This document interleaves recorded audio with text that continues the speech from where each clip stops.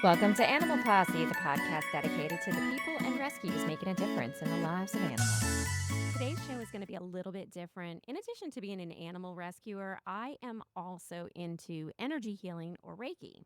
I use it to comfort all of my rescues. When I worked in an adoption center, I would go in and I would also comfort the animals that seemed a little bit more stressed at the adoption center. So today I decided to invite my Reiki instructor, Tianne Lastra, on to discuss Reiki and how it can be used to help pets. How are you today, Tianne? I'm doing well. I'm very happy, excited, and grateful for the invitation. Great. I'm excited to talk about it because I love Reiki. Before we start, tell us a little bit about yourself. What is your background? And do you have a fondness for animals? Look, fondness is a word so close to my heart because I'm actually an animal lover since a very early age. I was thinking yesterday how when I was 4 and 5 years old, I had my own little emergency kit. And I used to go out of the house, and if I would see an animal in front of the house, I would bring him in, give him a bath, cure him if he had something that I felt need curing. So it was something that I grew up with. So I feel that animals are so genuine in everything that they do. And I really appreciate that, besides the fact that I feel that we all should be responsible and do the best we can to give them the life that they need and they deserve. I couldn't agree more. And do you do any kind of things like TNR to help with the population of cats? I did a lot of TNR, especially after Katrina. I was so fortunate to be able to get the assistance from a group. And I remember we did 80 cats immediately after Katrina because everybody had left the city and left their animals behind, and everything was very chaotic after Katrina.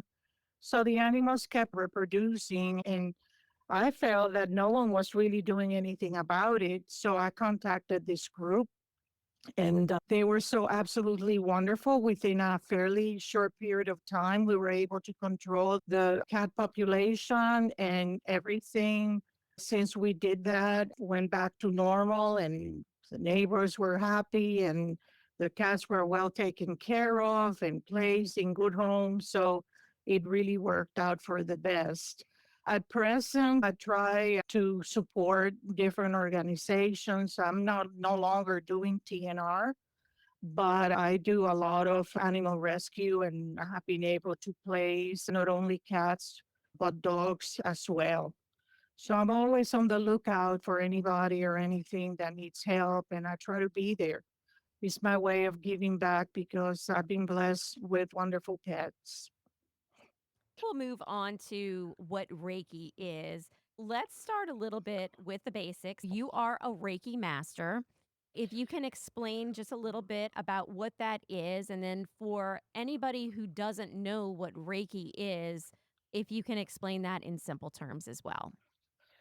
Of course, my training started in 2006 and came as a result of my husband's diagnosis. So at that point, we started looking for alternatives to just traditional medicine. And we studied a number of different modalities. We actually traveled for almost 8 years, learning different types of healing modalities like crystal work, energy work, Reiki, many other things, meditation, pranic healing. We were really always looking for something that could support the path that he was going in.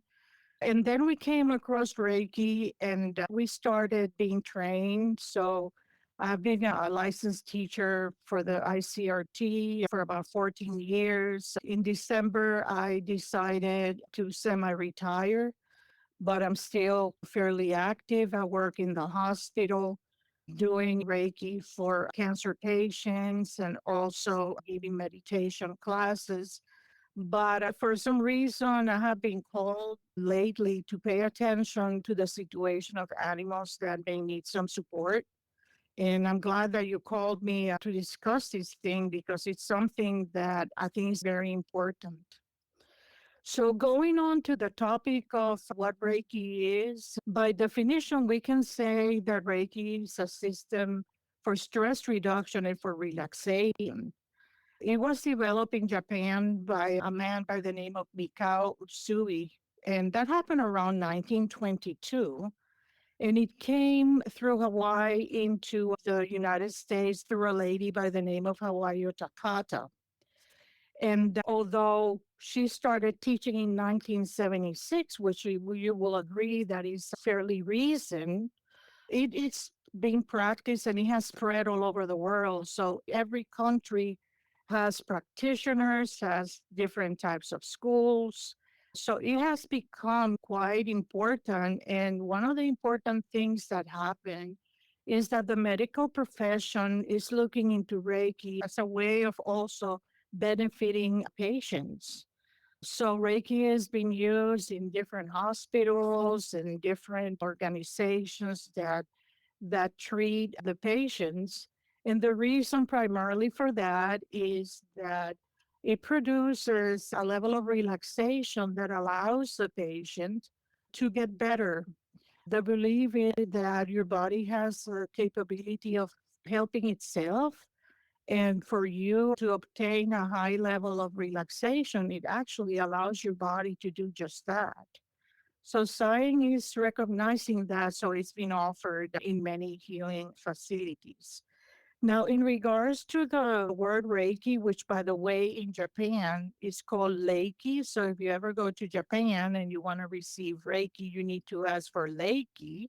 It means the word Reiki is composed of two words. The first one is Rei, which means universal or spiritually guided energy or a higher knowledge or consciousness.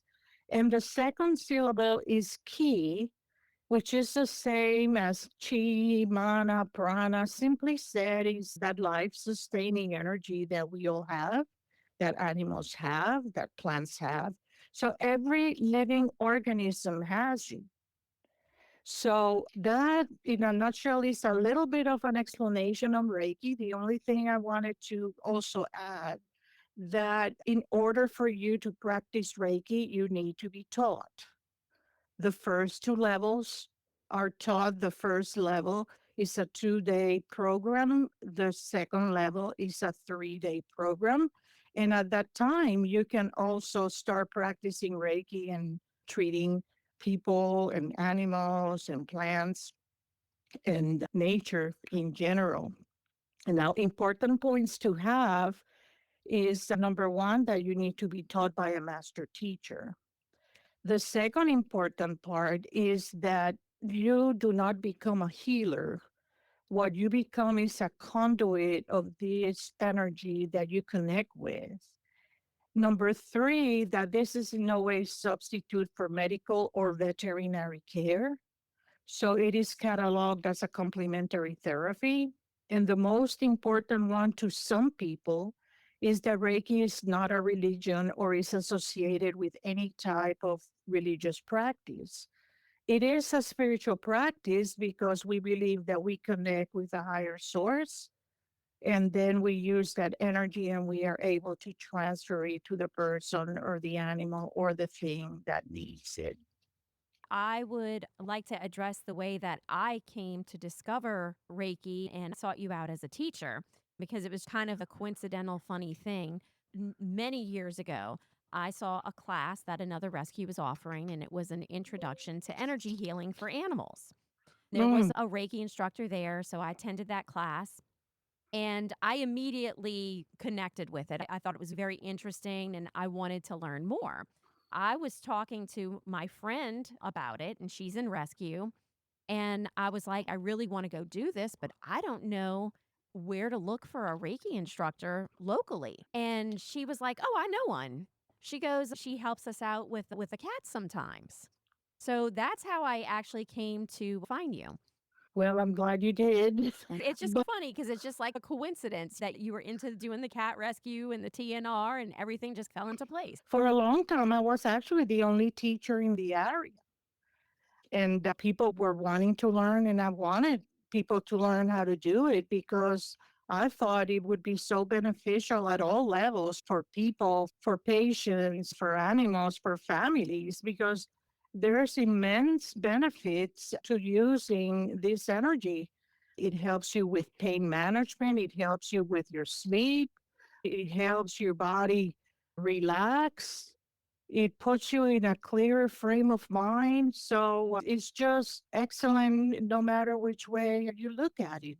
And the good thing is that once you learn how to do it, not only can you treat other things, but you can also treat yourself, which is an advantage, especially if you have a presentation, if you're excited, if you're a little bit sad, if you're having pain, if you're needing some type of support, you can support yourself with this energy so you can self treat.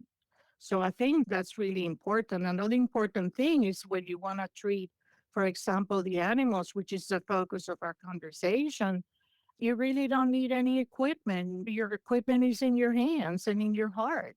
So I usually carry in my purse a small speaker and I have my Reiki music in my phone. So when the opportunity comes, I just turn on my little relaxing music and I start doing my session. And so it's very easy to do. It is very soothing, very relaxing, and everybody really appreciates it because it gives you that feeling of comfort and that feeling of peace that is what we want to bring into our animal population. Let's talk about how you actually perform Reiki on an animal. And is it a hands on thing? Do you touch them or do you not have to touch them? Well, there's three basic ways, and the same thing applies to people whenever you want to do a Reiki session.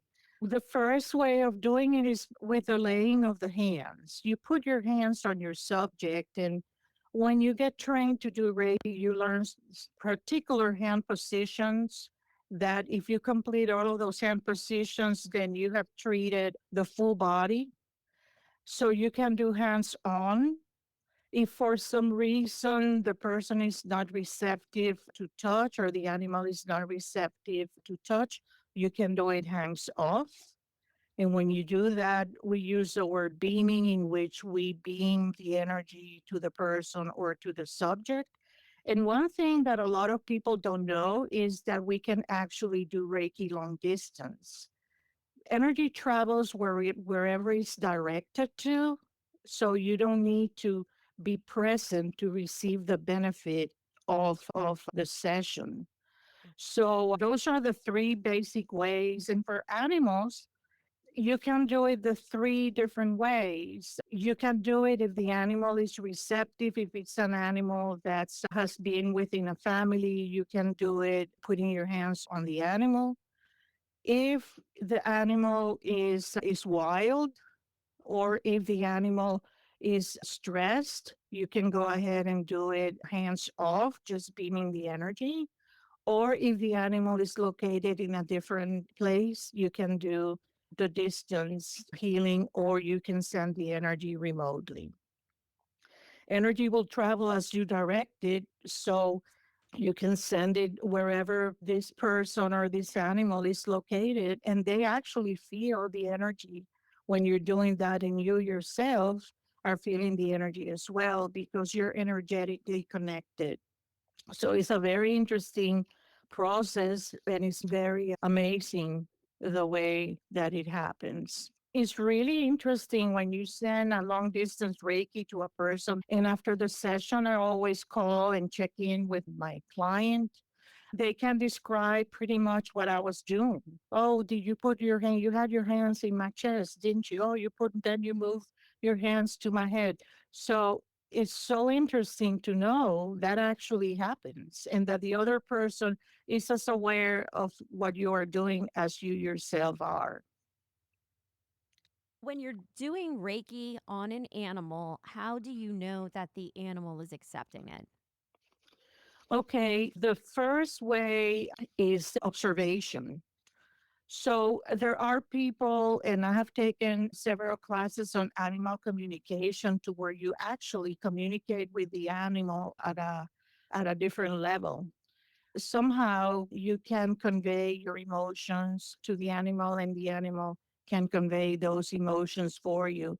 And that's a very interesting field that I urge people who deal with animals to explore the issue of animal communication. There's a lot of books that can be read, but there's a lot of people that are teaching the way to communicate with animals, even online. But going back to the question, you observe the animal. A person can tell you what they're feeling, what they're experiencing, an animal cannot. So you can speak to a person, but the animal doesn't have that ability. So observing an animal and paying attention to the movements can provide you a lot of information. You look at the little face of the animal and you can see in the eyes if they're stressed, if they're moving from side to side. In dogs, you see a lot of the tail going in between the legs. So observation can tell you a lot of what that animal is experiencing. You can also know if an animal is stressed or if it's aggressive by the way it looks. And looking at the body, you can see the tension. Some animals shake, some animals are in the corner. And so you have to make an effort to let the animal know that you're there, not as a threat, but as support. So you wanna try to make him feel relaxed and that he's not in danger, so that they can be receptive to the session. When you start working with an animal, usually after a few minutes, you can see the animal starting to relax. It's very typical that an animal that is accepting of the session starts getting quiet and then it starts laying down. And before it, just like it happens to people, they may even fall asleep. So sometimes when you're communicating with an animal and giving them Reiki, they can come to you and try to touch your hands because they can feel the energy. They don't know exactly what it is, but they know they feel safe. They know they like it. They know they're not threatened by it. So that's an excellent way in which you can start to communicate with the animal and know if they're accepting. So observation is the key point, and then, of course, respecting boundaries. If you feel that the animal is not receptive, then you need to give them time to cool down or just try later or on a different day. So, animals, just like people, they can feel or sense the energy, and most of them welcome it because it feels good, it feels soothing, it's calming. And that is very welcome, especially when you're in a shelter situation or in a stressful situation where he has been rehomed or he has been fostered or is in shelter. Going to the vet's office is usually very stressful, especially for cats. And also when they're sick. And all of these are situations in which they certainly can benefit from receiving Reiki. What are some of the most significant benefits that you've observed for shelter animals specifically? Well, when you think about going to the shelter, you go to the shelter for many reasons. And the majority of people go there because they're looking for a pet. So when you go to the shelter, you're looking for the most bubbly, the happiest, the friendliest kitten or dog that there is. But there's that little dog in the corner, shaking, looking down. And he's like that because he's terrified of the situation, because he's missing his family, because he's not feeling well. So when we go there and we work with those cases, we give those animals a chance to relax and show themselves like they really are.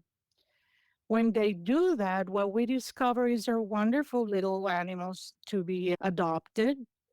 But sometimes, because they're in that mode of being stressed or afraid, they miss that chance of showing themselves like they are. I remember Several years ago, I was looking in Facebook and they had this picture of this little dog that they were going to euthanize on the following day because he had been in the shelter and nobody was interested in him.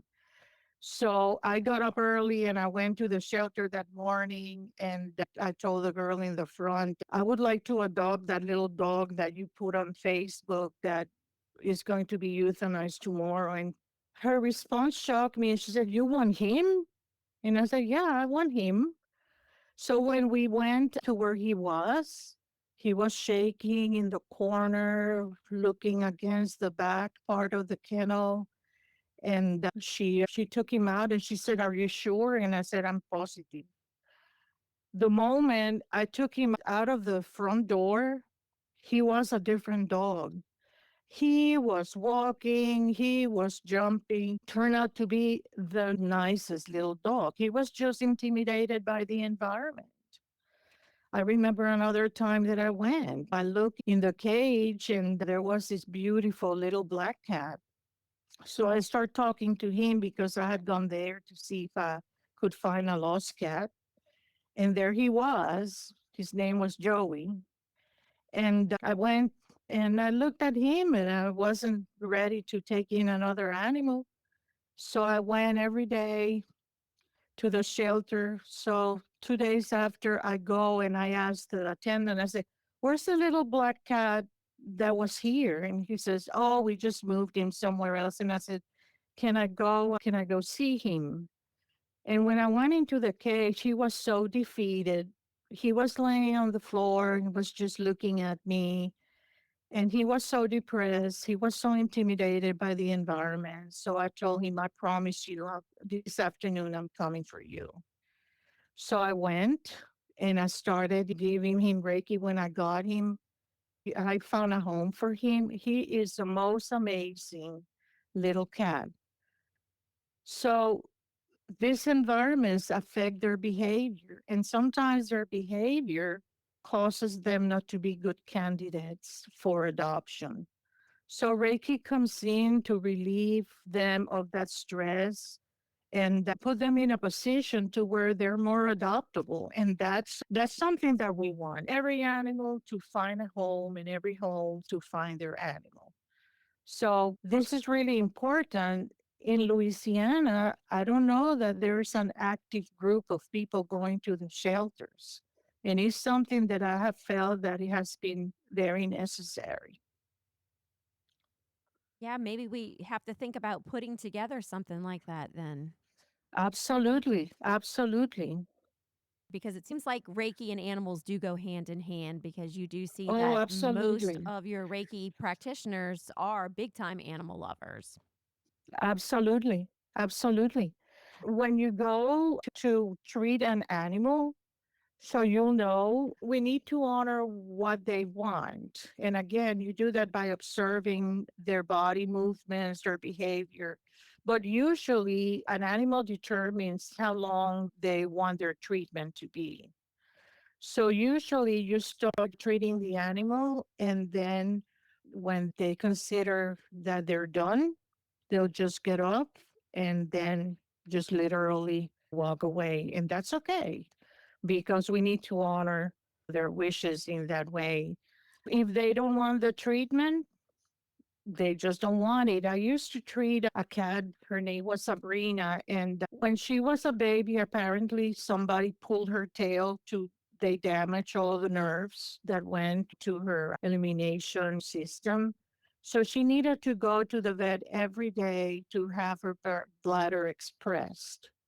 So they brought her to me. I worked with her and she actually got better. So after the third treatment, I went she was brought and I tried working with her. She was just not gonna have it. She just wouldn't do it. So I guess she felt that she didn't need it anymore. So they have very clear indication as to what they want and how long they want it for. So we need to honor and respect that as well. Important thing to know that before you begin to treat an animal, send love to that animal. And if you're afraid of that animal, then may not be the right moment because remember I said that animals are very good sensors of the energy of people. So what you do is you send love, you set up your intention, not what you want, but for that animal to receive whatever it is that they need. And then you stand or sit in front of your subject and you close your eyes, take a couple of deep breaths and set up your intention. And then you start putting your hands on the animal if you can, or just beaming the energy to the animal. And when he's ready and he's done, you will know. Now, we don't want to create an expectation that this is what I want to come out of this situation. What you want to do is to desire whatever is the best outcome for your animal, which is the same thing as you do for people.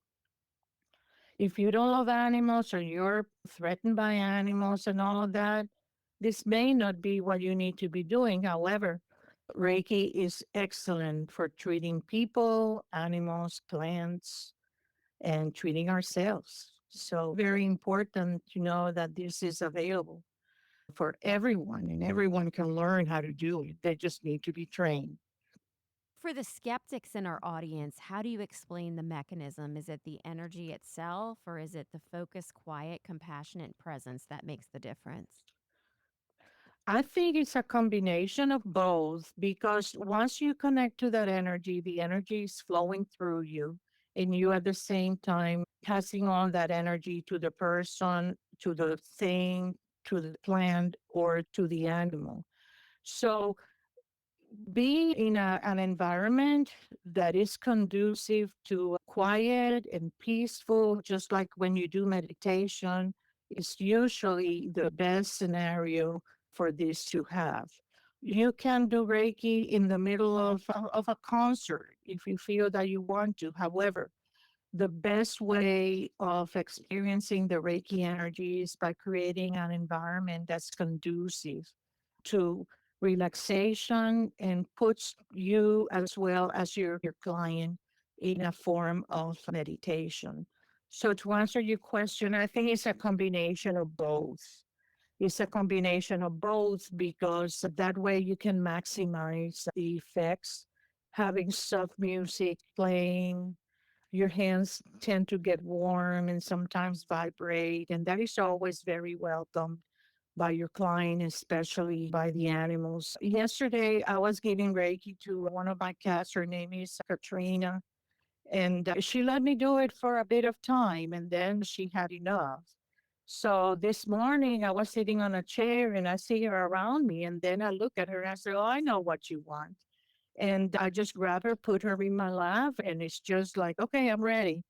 So it's that combination of feeling nurtured and taken care of and accepted that really makes it just so wonderful.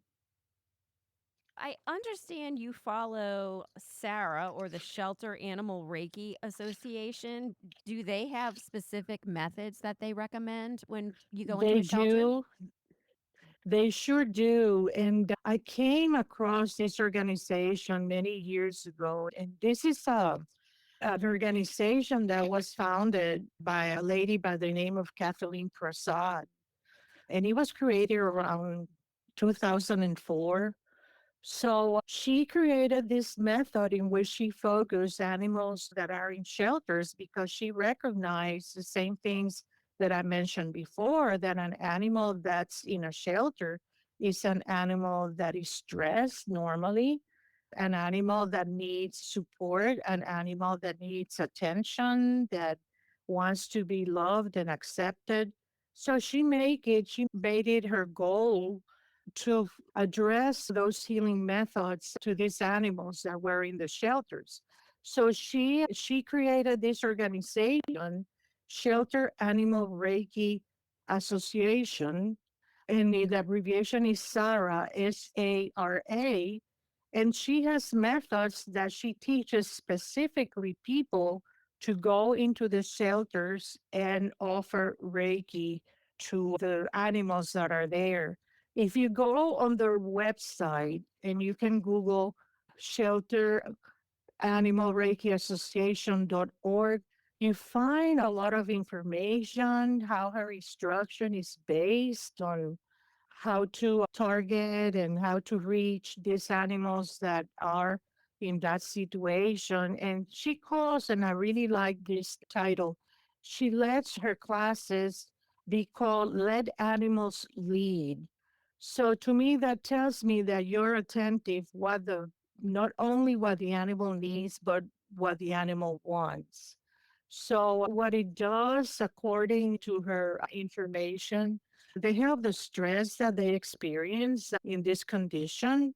A lot of these animals that go into the shelter, they have been abused or mistreated. So you need to rebuild that trust to humans. Animals get depressed because they have been separated from their environments. They perhaps have been sick or they have been abused. So they pretty much have given up. So all of this helps them to open up again. And during their stay or even in the time of their passing, if Reiki can create a very peaceful space for them. And the beauty of this is not only you're helping the animal, you're helping yourself because as you transfer, the energy is going through you. So you're also receiving the benefits of what you are giving to the other person or to your animals. Now we know that shelters are noisy, that shelters are stressful. There's a lot of chaos, it seems, with the animals barking and people coming in and people coming out, and everybody's dealing with some sort of stress issue. That if you would want to go into that, one of the things that you can do is just cover the face of the kennel so you minimize distractions, and that way you can make your little subject a little bit more quiet and a little bit more receptive to what you're doing. And like I said, I always carry my little speaker in my purse, and you can actually start playing a little bit of music. I- If you go on this website, she has a video on how she does it in the shelters that I really liked. So you may want to explore that as well and watch how she's doing. It's really simple. You don't need to carry anything. You just connect to this beautiful energy and you start just sharing this energy to whoever it is that you want to share it with. And everybody's relaxed, everybody's connected, and everybody does so much better when they are receiving and after a session of Reiki.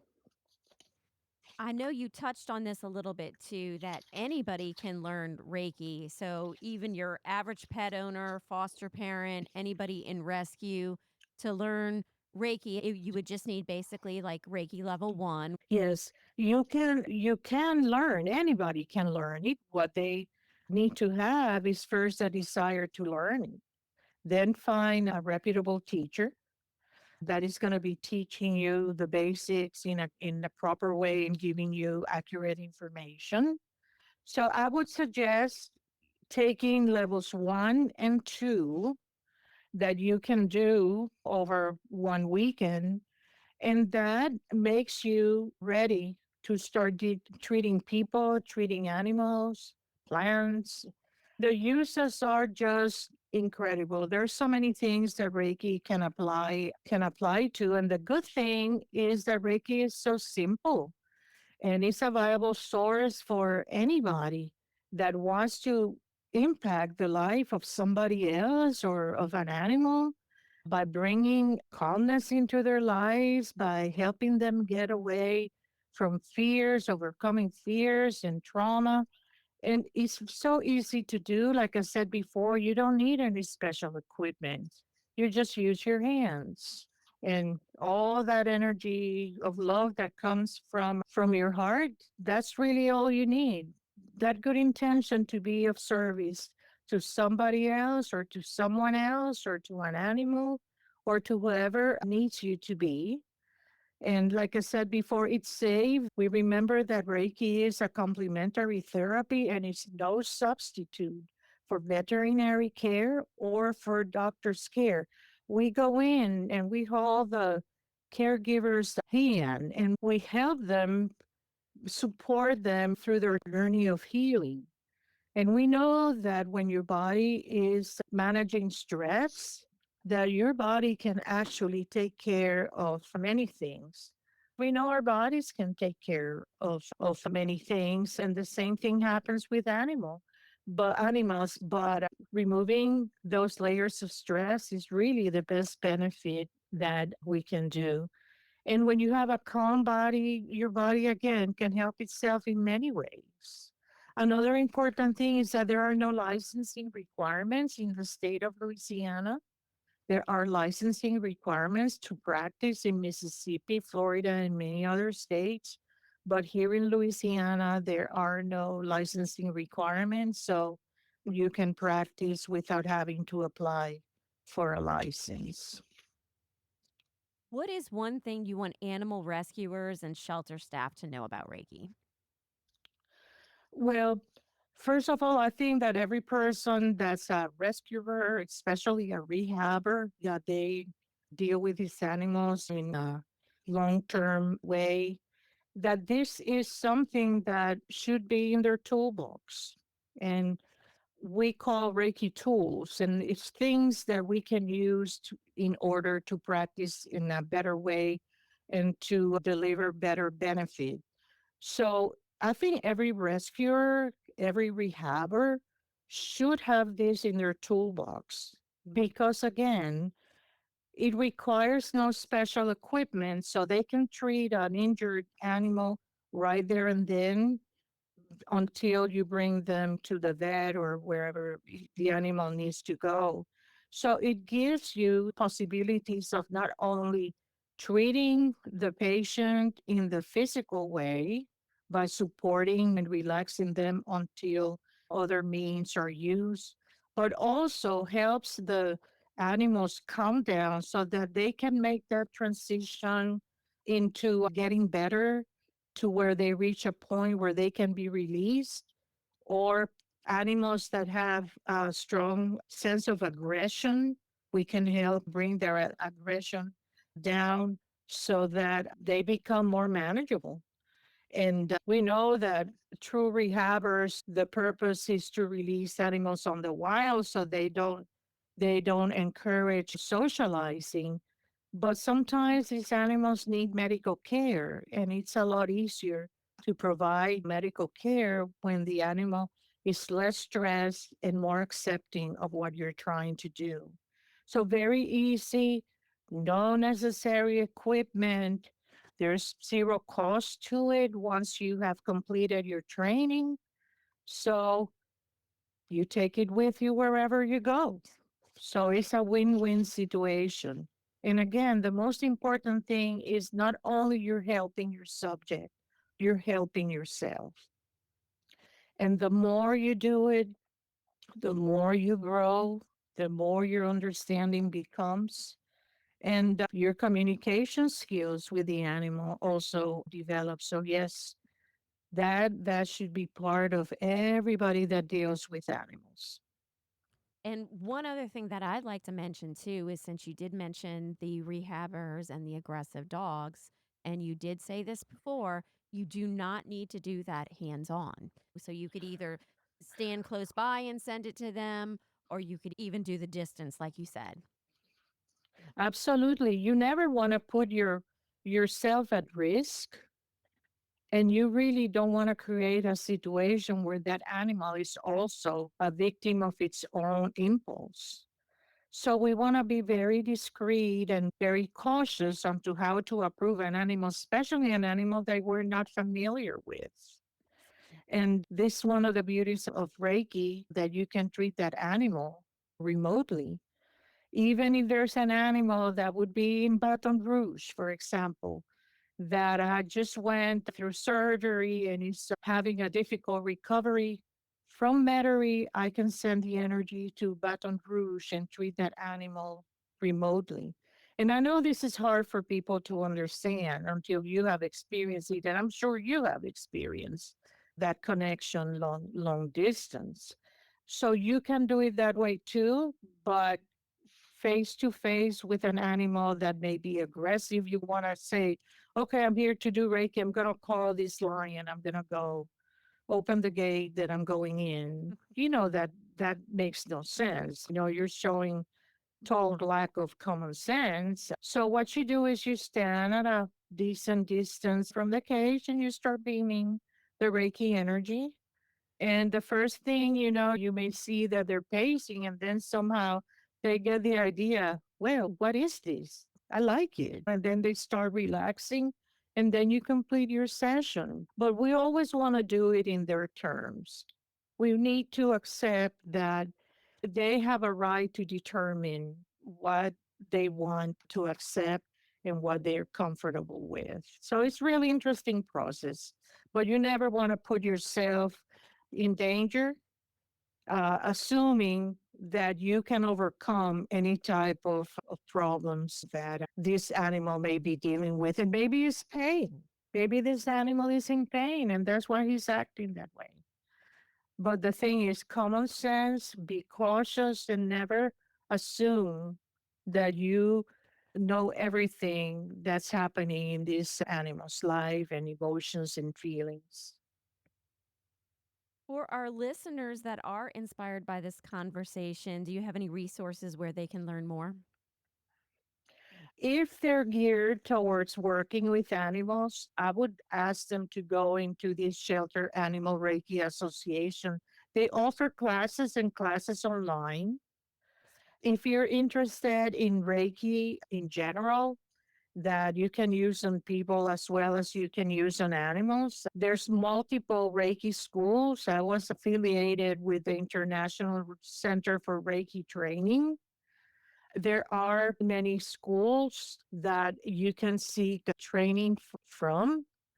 And you would need, depending on your location, you can just go Google Reiki classes in whichever city or whichever state you're in.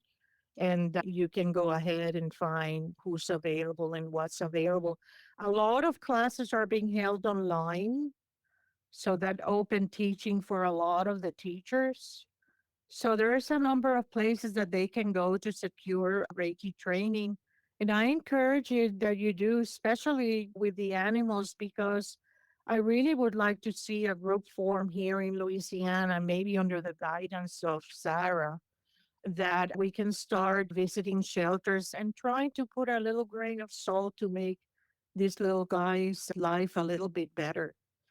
Then we always need to remember that the calming effect that we can bring into the shelters using Reiki can make the animals more adoptable.